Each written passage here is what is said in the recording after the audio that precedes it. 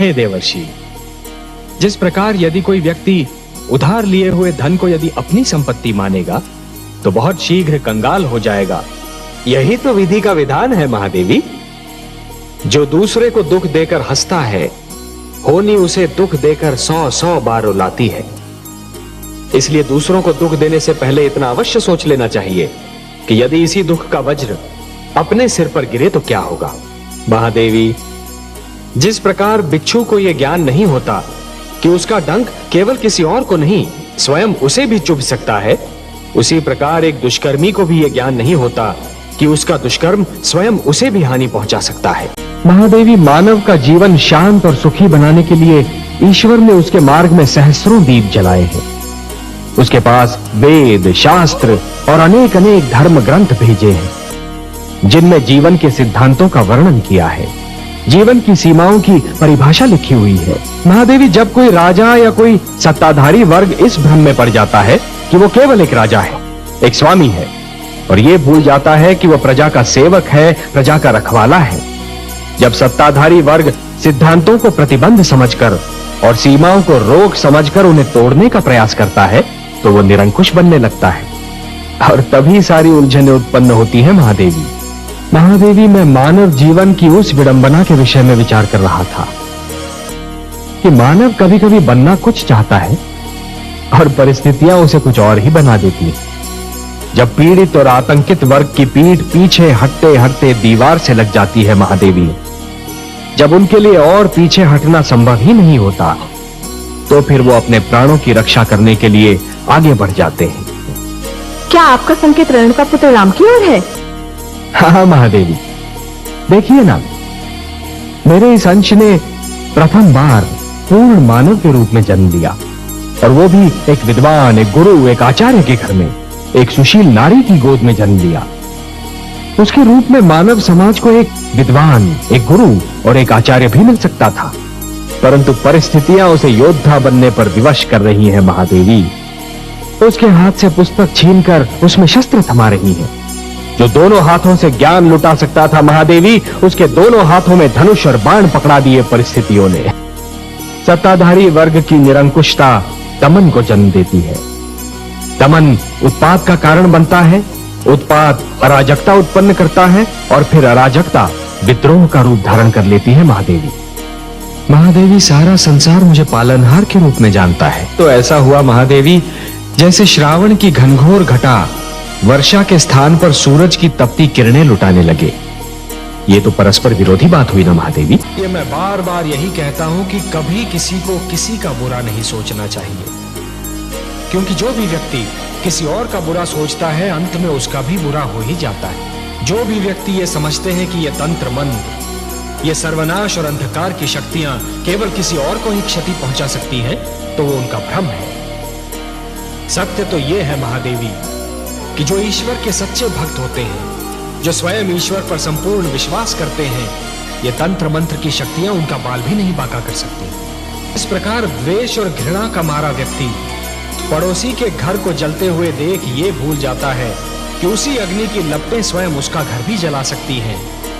उसी प्रकार जो व्यक्ति तंत्र मंत्र में विश्वास करता है, वो ये भूल जाता है कि यही तंत्र मंत्र की शक्तियां स्वयं उसका भी सर्वनाश कर सकती हैं। महादेवी, कि जिस प्रकार जब एक पुरुष भटक जाता है तो केवल एक ही व्यक्ति भटकता है, परंतु जब एक नारी के पैर डगमगाने लगते हैं तो समस्त परिवार डगमगा जाता है। उसी प्रकार जब एक शिष्य भटकता है तो केवल एक ही छात्र भटक जाता है, परंतु जब एक गुरु भटक जाता है महादेवी, तो समस्त छात्र समाज भटक जाता है। हे महादेवी, जिस प्रकार एक दीपक दूसरा दीपक जला सकता है, उसी प्रकार दूसरों के ज्ञान और अनुभवों से और दूसरों की चिंतन शक्ति से स्वयं अपना ज्ञान भी तो बढ़ाया जा सकता है। जिस प्रकार कुंदन बनने के लिए सोने को पहले अग्नि में तपना पड़ता है, उसी प्रकार किसी भी व्यक्ति को अपनी भीतर की क्षमताओं को जानने के लिए परीक्षा की अग्नि में तपना पड़ता है। महादेवी, जिस प्रकार एक कृषक लहराते हुए खेत को देखकर प्रसन्न तो हो जाता है, परंतु उसके मन में एक आशंका रहती है कि क्या अगले वर्ष भी खेती यूं ही लहराएगी या सूखी रह जाएगी।